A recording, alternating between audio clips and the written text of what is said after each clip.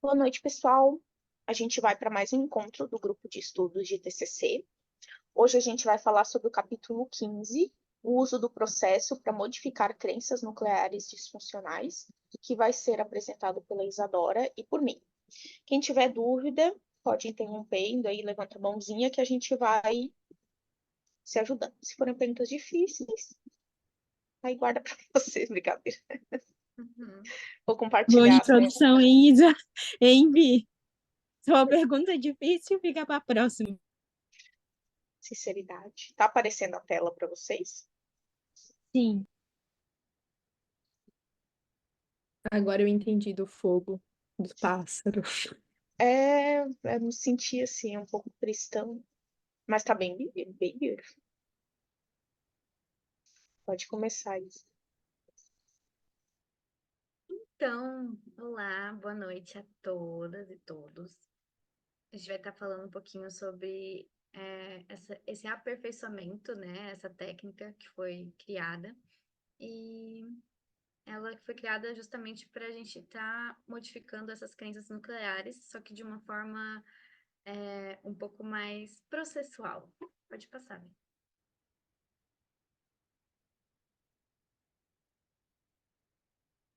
Aqui é um pouquinho do que vai ter hoje, que a gente vai estar falando. Pode passar. Então, temos esse cidadão, Franz Kafka, e por que que a gente vai estar falando sobre ele, né? Porque, assim, o autor do capítulo, o Irismar Reis de Oliveira, ele é um dos nomes mais renomados, né, da terapia cognitivo-comportamental, do movimento, e foi baseado, né, em uma das obras do Franz Kafka, que ele viu uma oportunidade de estar buscando e inovando uma forma de da gente estar vendo as crenças, né, nucleares mais rígidas assim da pessoa. Pode passar.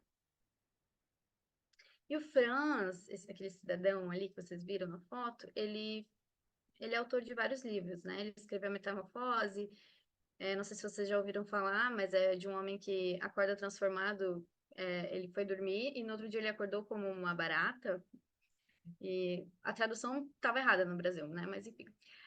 Ele escreveu também um livro chamado Carta ao Pai, mas essa carta jamais foi entregue. Então, também dá para a gente lembrar de algumas associações que são feitas, né, na clínica, de técnicas onde a gente faz uma carta compassiva, mesmo que a gente, né, não entregue essa carta para a pessoa. Então, vem daí também essa técnica.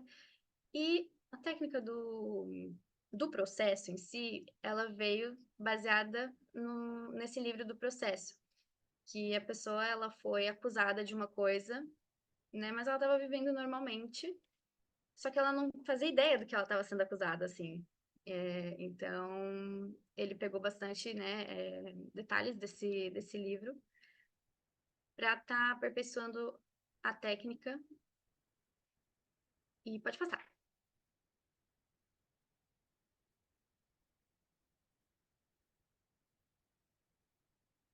Daí aqui eu tenho alguns detalhes, porque também, além, né, do livro O Processo, o Irismar, ele acabou achando, dentro de um livro chamado As 10 Bobagens Mais Comuns que as Pessoas Inteligentes Cometem, a técnica do advogado de defesa. Então, unindo a ideia, né, do processo, que dentro do livro também teve um julgamento, assim, unindo esses dois, ele criou essa técnica, né? Que é justamente buscar essa acusação principal, né, da pessoa tá pelo que eu tô me autoacusando, assim, sabe? Então, se a gente puder ajudar o paciente a saber do que ele se autoacusa, é possível que a gente consiga libertar ele dessa crença. Então, é mais ou menos esse fio da meada, assim. Pode passar.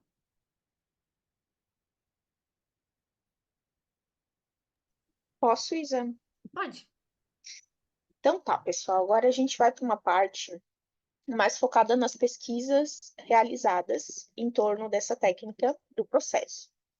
Então, o autor, ele traz que foi feito um estudo, né, primeiramente esse estudo, em que ele ele comparava o uso do RPD tradicional, né, o Registro Diário de Pensamento Disfuncional, e o RPD modificado, que seria essa técnica do processo ali descrita, né? Porque a gente coloca tudo aquilo num mapinha e vai especificando as partes ali. O RPD tradicional vocês já conhecem, né? Situação, pensamento, emoção e comportamento, ou reações fisiológicas. E a gente tem o RPD modificado, que ele vai trabalhar na reversão de sentença e analogia com o processo jurídico, que é essa a técnica principal que eu vou dar o exemplo daqui a pouco. Então, nesse estudo, o que ele foi percebendo? Que as pessoas, quando utilizavam o RPD modificado, elas tinham mais mudanças. Tanto as emoções, elas diminuíam, as emoções desagradáveis diminuíam de intensidade de forma mais significativa, quanto os próprios pensamentos, eles também se modificavam de uma forma mais consistente.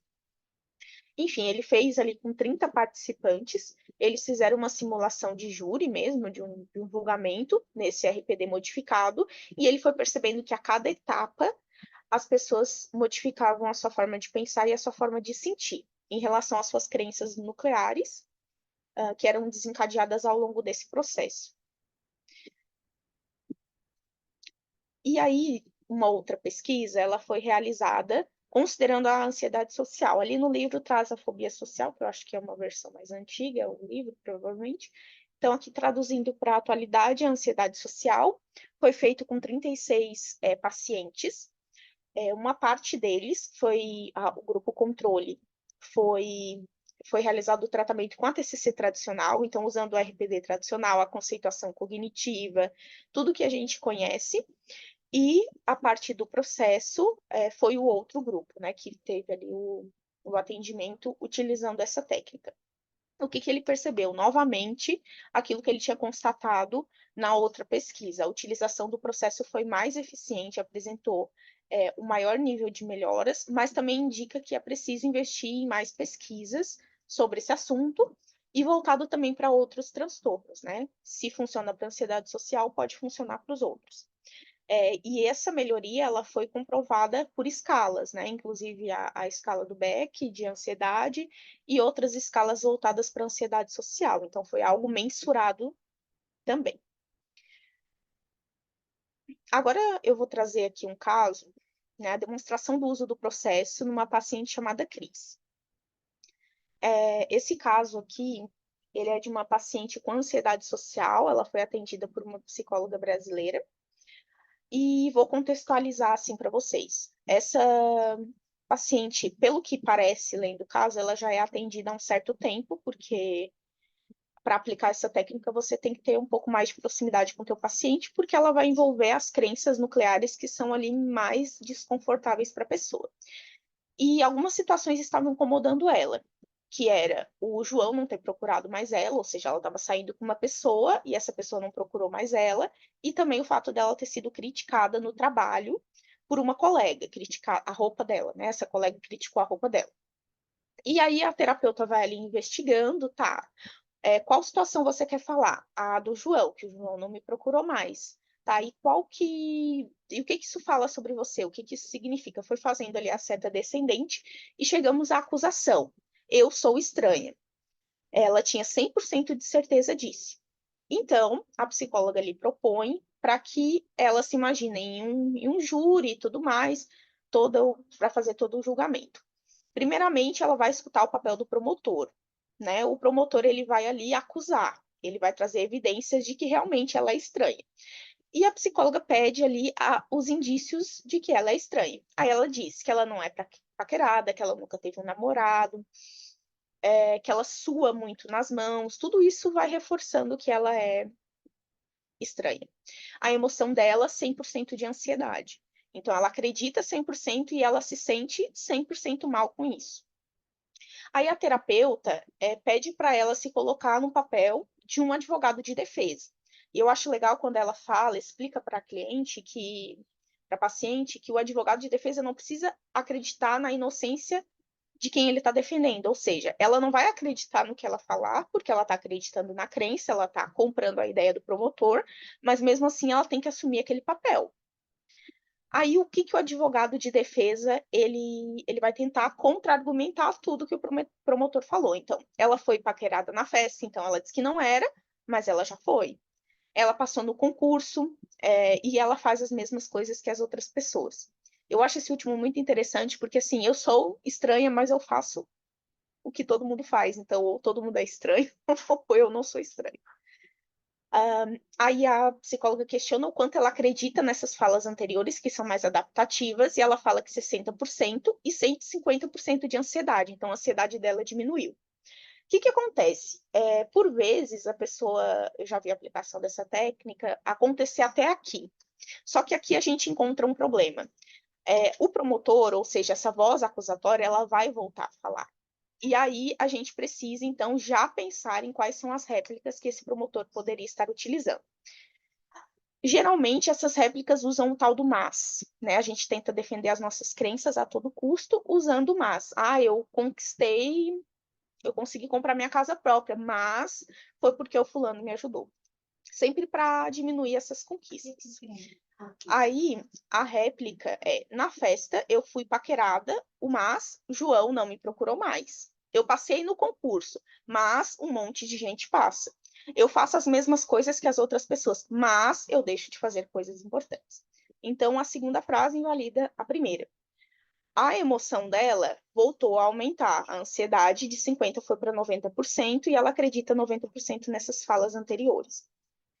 Aí, continuando, a defesa novamente tem a chance de falar. E aí, a psicóloga vai tentando tirar conclusões a partir disso. Então, um monte de gente passa, que foi o que o promotor falou sobre o concurso, mas eu passei no concurso. Então, não importa se todo mundo passou, eu também passei. E a conclusão que ela chega é: eu sou capaz. Então, aqui ela começa a ativar as crenças positivas, as crenças adaptativas. João não me procurou mais, mas eu fui paquerada na festa. Isso significa que às vezes eu sou interessante. E aí ela foi e anotou essas coisas todas. Ela acreditava, eu não lembro se esse 20% tá certo, ele me parece um número um pouco estranho. Deixa eu ver se eu encontro aqui. Enfim, ela teve ali uma mudança emocional, depois eu verifico isso. E aí a psicóloga tenta chegar a uma conclusão, né? O júri, ok, qual é a tua decisão? Você é culpada, você é estranha, você não é. E aí a conclusão dela é que ela é inocente, porque o promotor dela usa muito a distorção cognitiva do tipo tudo ou nada, ou ela é paquerada ou ela não é, ou ela é interessante ou ela não é, e ela acaba catastrofizando. E ela chega à conclusão de que ela é uma pessoa normal. Ela acaba acreditando 15%. Agora eu entendi a porcentagem. Esse 20% é em relação a ser estranha. Então, ela acreditava 20%, aqui caiu para 15%, e a emoção para 10%. Aí a psicóloga pega e traz de novo a ideia: ok, o que o promotor pode tentar fazer para te convencer de que você é estranha? Ele pode abrir um recurso. Então, como tentar lidar com esse pedido de recurso? O que seria esse recurso? Os gatilhos que a vida vai nos dando, né? Tu vai, faz uma prova, não vai tão bem, e aí você tenta colocar tudo abaixo, aquelas considerações adaptativas que você tinha criado. Daí ela deu essa tarefa para a cliente sempre procurar estar ao lado da defesa, buscando as evidências, como ela fez ali. Então, ela chegou à conclusão de que ela não é estranha porque ela tinha ido ao trabalho, porque ela tinha feito coisas que são consideradas normais. E aí ela chegou à conclusão que ela é 100% normal, que é 10% estranha, e que ela iria considerar as coisas do dia a dia, e ela não sentiu nada de ansiedade. Eu achei legal essa consideração aqui.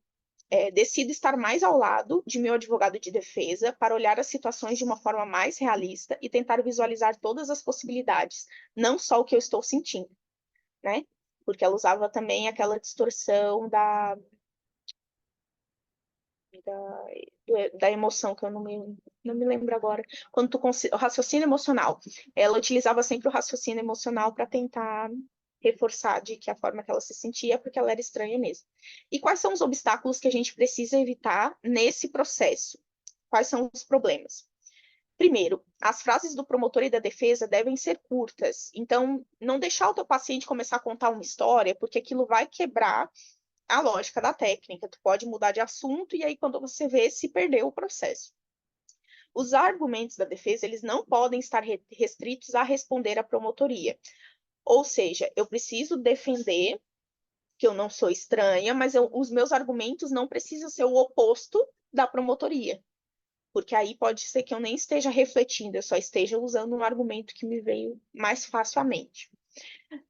Não interromper a sessão, caso a técnica, né, deu ali o tempo de sessão e não conseguiu acabar, não interromper após a fala do promotor.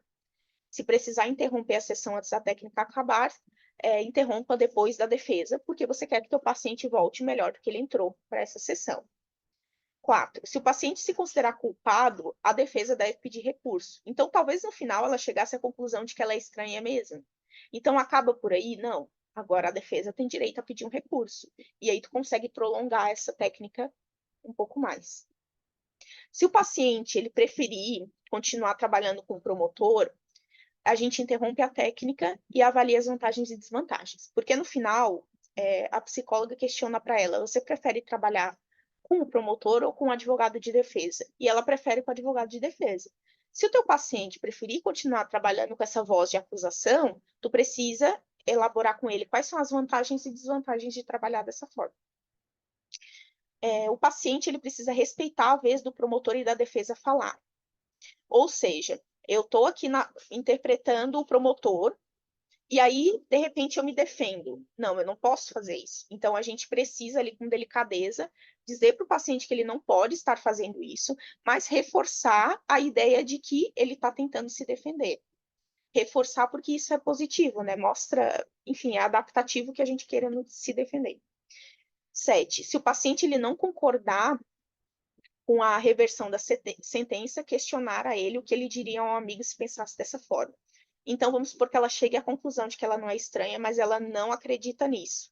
Então, a gente pode utilizar essa etapa que faz parte do questionamento socrático ali, mais clássico. Quando o paciente não tiver argumentação, como promotor, durante alguma etapa, copiar a coluna 3 na 5. Essa daqui é um mapinha que tem no capítulo, que vocês podem ver. E aí, se a pessoa não tiver argumento em algum momento, a gente pode copiar o argumento que foi utilizado anteriormente para dar continuidade para a técnica. E sempre estimular o paciente a trazer o significado das frases em si mesmas. Então, por exemplo, o João não quis sair comigo, mas eu, às vezes as pessoas me paqueram, como foi o caso dela. Ela chegou à ideia de que ela, às vezes, é uma pessoa interessante. Então, a interpretação que ela fez está relacionada com a frase anterior. Se a pessoa foge disso, a gente precisa, então, pedir para ela repensar e ajudar ela a chegar num pensamento mais adaptativo. Aqui tem um alerta de que a gente só pode utilizar essa técnica depois de treinar, porque ela mobiliza bastante carga emocional. Então, não fazer isso se você não tem uma boa aliança terapêutica e não fazer isso se você não vai conseguir manejar o que aparecer aí, né? E é necessário estar sob supervisão. Agora a gente vai para a parte mais prática do negócio, galera. A gente vai, tipo assim, a Via acabou de trazer vários pontos, né, de como é que funciona, e eu trouxe agora de forma mais prática, se a gente for fazer no consultório, tá?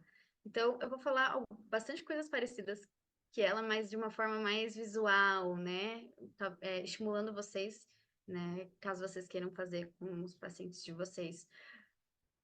Então, primeiro de tudo, o psicólogo, ele vai ser meio que o juiz. Só que o juiz, ele não vai decidir nada. Ele vai estar ali só mediando as regras.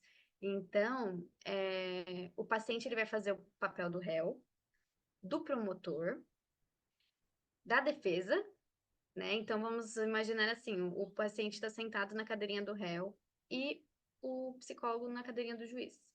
Então, conforme, né, a técnica vai sendo aplicada, o paciente ele vai sentando. E só esse movimento dele sentar na cadeira, dele assumir esse papel, já auxilia muito na perspectiva dele ver que talvez ele não acredite tanto nessa crença, né, nessa autoacusação.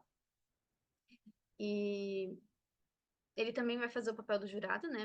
Mas depois. E da testemunha não vem ao caso agora, mas o paciente também acaba assumindo isso. E quando essa técnica ela é aplicada de uma forma, é, digamos assim, como é que é a palavra?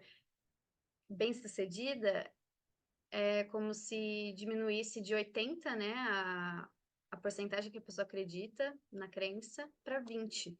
E a intensidade da emoção também. Então, elas, ela vem, né, estudos vêm mostrando que essa é uma técnica muito eficaz quando ela é aplicada, né, com essa forma mais lúdica, digamos assim.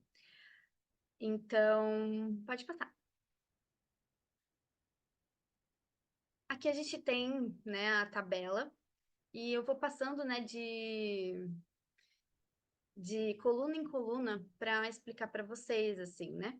Então, o primeiro aqui é o inquérito, que é feito, que é como se fosse utilizando, né, a técnica da seta descendente. Então, a gente vai fazendo as perguntas e isso vai levar até a acusação, né? Do que a pessoa está se acusando. Então, a gente vai fazer essa seta descendente nessa parte, nessa coluna do inquérito, para chegar até a acusação. E também ver a emoção que vem com isso e a porcentagem. Pode passar. Então, aqui a gente já está vendo. Isso daqui é um exemplo, né, de uma paciente que tem toque. Então, aqui, né, está aparecendo a seta descendente e que chegou até em som imperfeita. Então, aqui está 100%, ela acredita 100% nisso, e 100% é a intensidade dessa ansiedade. Aí, a gente vai para a parte do promotor. Ali ele tá. Primeiro, o paciente está sentado ali na cadeirinha do réu, nessa coluna, e o psicólogo está na cadeirinha do juiz, ele não vai sair dali, né? Aí, depois que encontrou a acusação e avaliou, né, a intensidade da emoção e quanto acredita, né, nessa crença nuclear, aí o psicólogo vai conduzir, né, o juiz vai conduzir, vai estabelecer as regras e vai solicitar para que o paciente sente na cadeira do promotor. E aí o promotor, eu até pensei em um exemplo mais lúdico, assim, para trazer para vocês. Não sei se vocês já assistiram, tem no HBO Max, o Pacto Brutal, que é uma série documental referente ao assassinato da Daniela Pérez. E um dos episódios justamente é sobre o julgamento. E então, só para. A gente já viu em filme, né, em vários lugares esse tribunal, mas é bem curioso, assim, porque o advogado, o promotor, né, do assassino, é um promotor muito doido, assim, ele fala coisa que não tem nem pé nem cabeça, não tem defesa, assim, né, então, às vezes, a gente associar um pouquinho, só para ajudar vocês, né, nessa associação, assim. Enfim, aí, pode passar, Pi. Aí o promotor vem e fala, né, que ela perdeu o controle da vida e tudo mais. E assim que ela foi, né, foi acusada, já vem o promotor e já reforça isso, assim. Aí o que que acontece? Vem o advogado de defesa agora. Pode passar, Vi. E o advogado de defesa, ele vai trazer, né, várias evidências que não sustentam o que esse promotor tá falando, sabe? Então, ele vai trazer essas provas que mostram que essa acusação não é justa. Aí, uma coisa interessante que até a Vi falou, que até o Irismar falou, que é ele que meio que desempenhou essa técnica, que é para a gente ter essa réplica, né, dessa quebra, porque olha só como já diminuiu ali, né? Diminuiu de 100 para 80, a partir do momento que viu que não se sustenta muito, né, o que o promotor está falando. Então, a gente poderia parar por aí, porque já baixou um pouquinho, mas não. Ideal é a gente fazer, né, esse reforço, porque o paciente, quando ele sai da sessão, volta, sempre volta, né? é o mas, que nem a Vi trouxe vários exemplos, né? Então, a gente tem agora a réplica do promotor. Ele vai lá, bem doido das ideias e reforça, né? Aí aumentou um pouquinho ali embaixo, né? Sempre fazendo essa avaliação. Então, em cada coluna, como a Vi também falou, tem que ser curto e tudo mais. Tem que ter essa avaliação, tanto do quanto que está acreditando na acusação e da intensidade da emoção. E aumentou um pouquinho depois dessa réplica. Pode passar. Aí a gente tem essas duas colunas, né, da tréplica da defesa e da conclusão, que é justamente trazer num sentido mais positivo, assim. É esse mas que o promotor trouxe, mas trazendo uma ênfase mais positiva, assim. E o mais interessante, né, é essa troca que vai fazendo, né, das cadeiras, que vai auxiliando bastante também. E para quem atende online, às vezes até pegar aquela fotinho ali da disponibilização das cadeiras e colocar a fotinho do paciente, assim, e ir mexendo, né? E então traz dessa forma mais positiva. Aí o paciente ele também vai assumir, né? Eles vão deixar o tribunal, vão para uma outra sala depois disso e vão avaliar todas as falas, né, que foram ditas. Então, o juiz e o jurado, que seria o paciente, eles vão estar avaliando as distorções. Então, por que que a gente fez toda essa volta, assim, só para mostrar essas distorções cognitivas, né, pro indivíduo? Porque o paciente, ele vai ver na coluna do promotor que ele cometeu distorções em todas as falas dele, mesmo quando fala sobre um fato. Então, é um fato que ela perdeu o controle da vida, mas a interpretação tem muita distorção. Então, a coluna da defesa, com todos os argumentos, elas conseguem ser comprovadas, né? Tipo, conseguem ter comprovar esses fatos, né? Então, a promotoria, ela vai piorar tudo, assim. Ela vai ser quem vai piorar tudo, é como se fosse é, os desafios da vida, assim, né? E deixa eu ver o que mais. E o advogado de defesa, ele sempre vai trazer um significado ao que o promotor disse antes. Então, ele vai sempre trazer uma conotação mais positiva e baseada em fatos. Pode passar, Bi. Aí aqui, não sei se vocês vão entender, tá? Mas a gente tem o primeiro, o P1. Aí é como se associasse a distorção cognitiva aqui da primeira fala do promotor foi supergeneralização. Ela perdeu o controle de toda a sua vida. Aí a 2, a segunda frase que o promotor falou foi desqualificando o positivo. Então a gente consegue ver todas essas falhas da interpretação. Então é como se o paciente ele conseguisse ver que esse advogado doido tá fazendo interpretações um pouco, né, que não fazem tão bem para ele, que ele não consegue ver o que tem de positivo. Essas são as maiorias das distorções cognitivas nesse caso, né?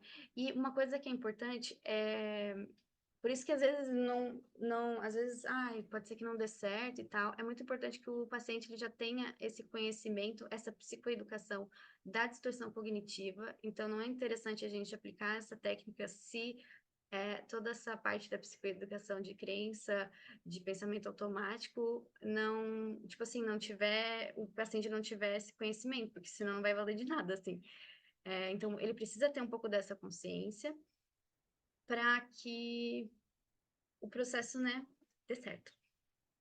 Então, pode passar, Vi. Então, assim que o paciente senta lá na cadeira de jurado, ele vai ver que a defesa, né, disse a verdade em todas as falas, e o paciente sempre muito neutro, né, como jurado. Então, o paciente acaba acreditando menos e também, olha só, no final, ele acreditou 58, 50%, né, na crença. Então, aumentou relativamente bastante, assim. Pode passar.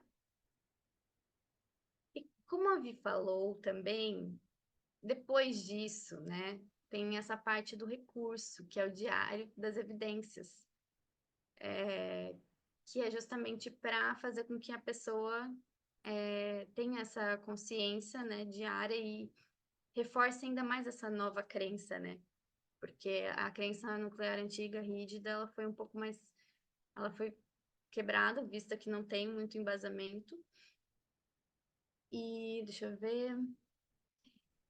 E essa técnica, né, da tarefa, da crença do som normal, a pessoa pode buscar 3 elementos no máximo, né, do dia, elementos positivos para mostrar que ela é normal e também o quanto que ela acredita nisso, sim. E podem ser pequenas conquistas e tudo mais. Pode passar.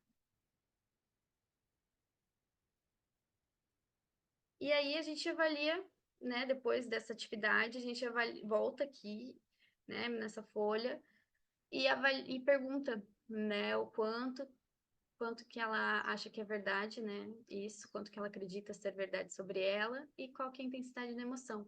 Então, pode passar. É essa técnica da seta ascendente, né? Se as afirmações do advogado, né, de defesa estiverem corretas, né, tudo que ele falou que comprova, né, que a promotoria, né, não estava falando coisa com coisa, o que que isso significa ao meu respeito? Então, que eu sou normal. E aquela atividade ele vai reforçar muito essa crença, essa nova crença. Pode passar. E aqui é um estudo, só para a gente finalizar, porque olha só, essa linha azul é a crença. Olha só, ela no começo da técnica da aplicação, da investigação ali para ver qual que é a crença, né, na seta descendente, na primeira coluna, a pessoa chegou acreditando 76% e com a intensidade da emoção 65%. Aí, conforme, né, o promotor, né, na segunda coluna é o promotor falando. Olha só como já aumentou. De 76, ela aumentou, tipo, a crença, o quanto ela acredita, para 80. E, de alguma forma, a emoção também aumentou. Então, olha só. Aí, no T3, a, abaixou a crença, porque o advogado de defesa trouxe todas as provas, assim, não, mas você é uma pessoa, né? E a emoção também abaixou. Então, é muito interessante a gente ver como acaba sendo um pouco eficaz, assim, né? Nesse sentido dessa intensidade e da crença e essa flexibilização que essa técnica acaba promovendo. Perguntas?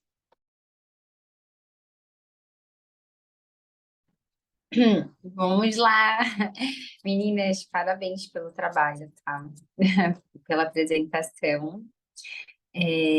Esse assunto gera muitas dúvidas, na verdade, né? Eu acho que só exercendo um pouquinho, vou até dar uma.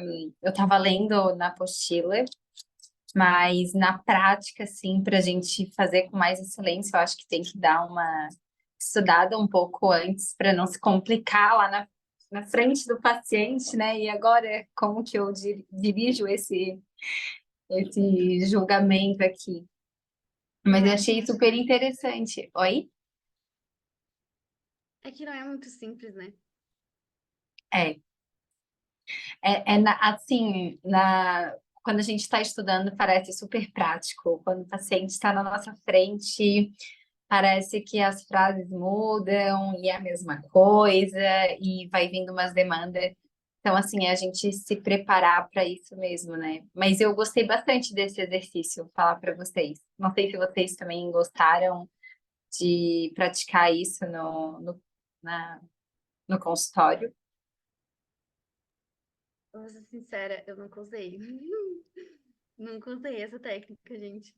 Mas é porque assim, não que eu não me sinta capacitada, mas é que eu Sim. agora estudando um pouco mais sobre o capítulo, até me fico um pouco mais confiante, mas é aquela coisa. Uhum. Eu penso que talvez não com todos, né?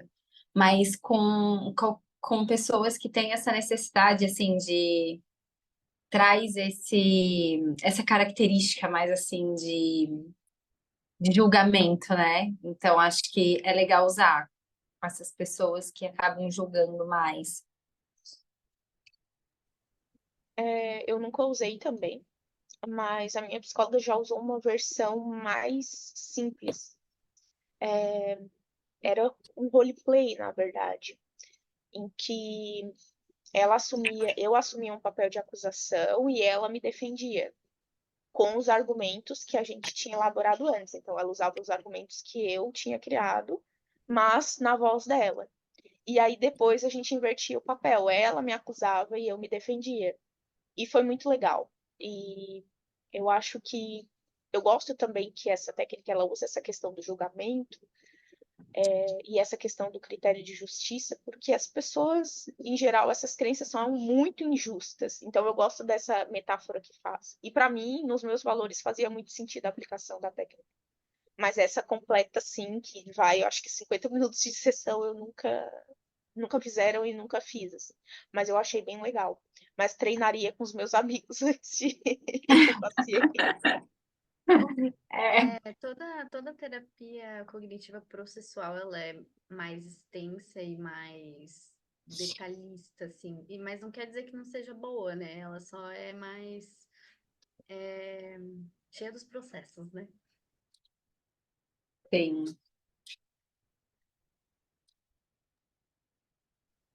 Pessoal, alguém tem alguma dúvida, alguma consideração, algum comentário? Perguntas?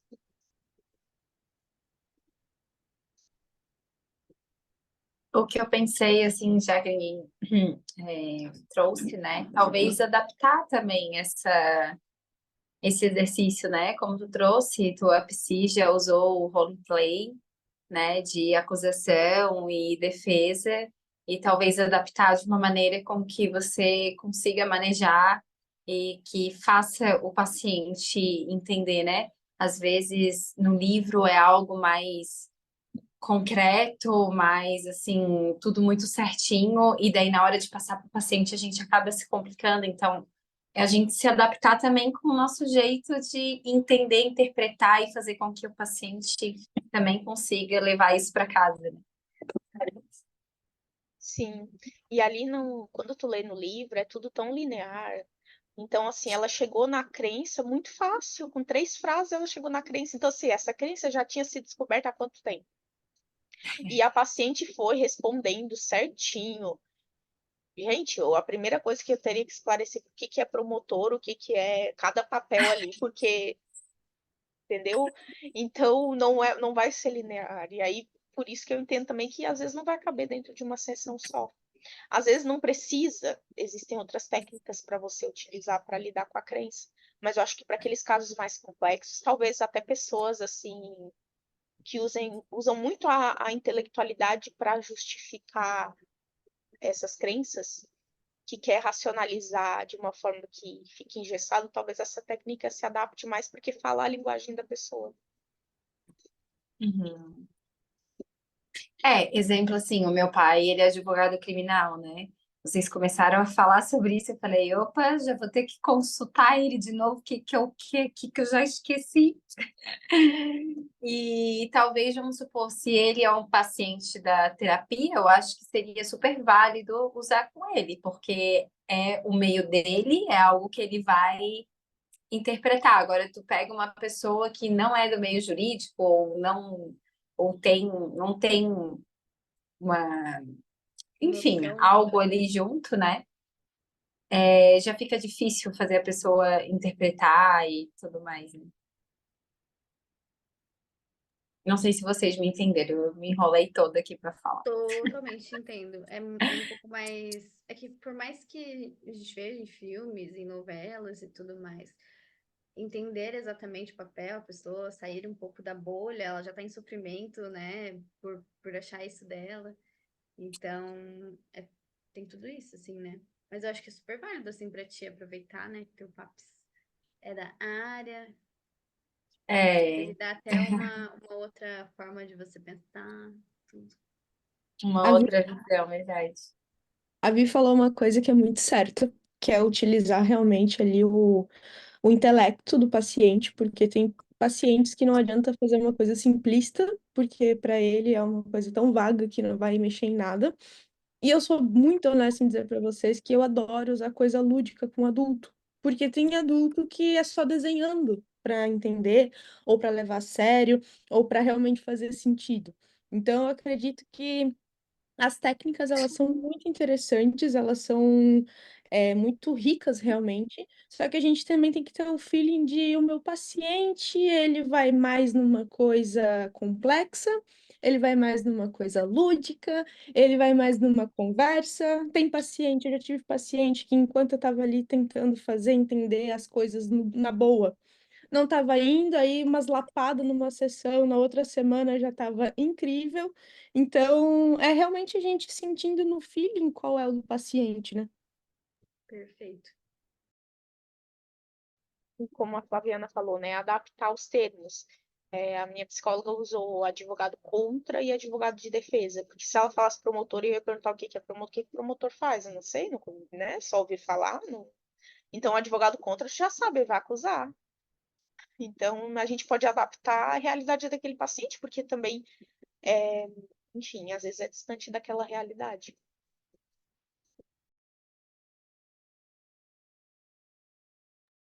É isso, Vi. Tu falou que estava passando na minha cabeça agora. É a realidade do paciente, né? Qual que é a realidade? O que que esse paciente vive?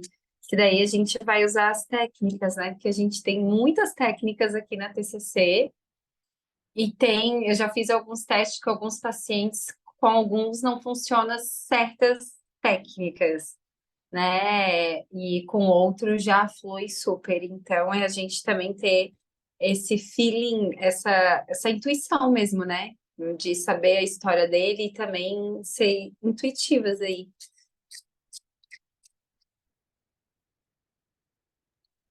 Isso mesmo. Pessoal, algum comentário a mais? Considerações?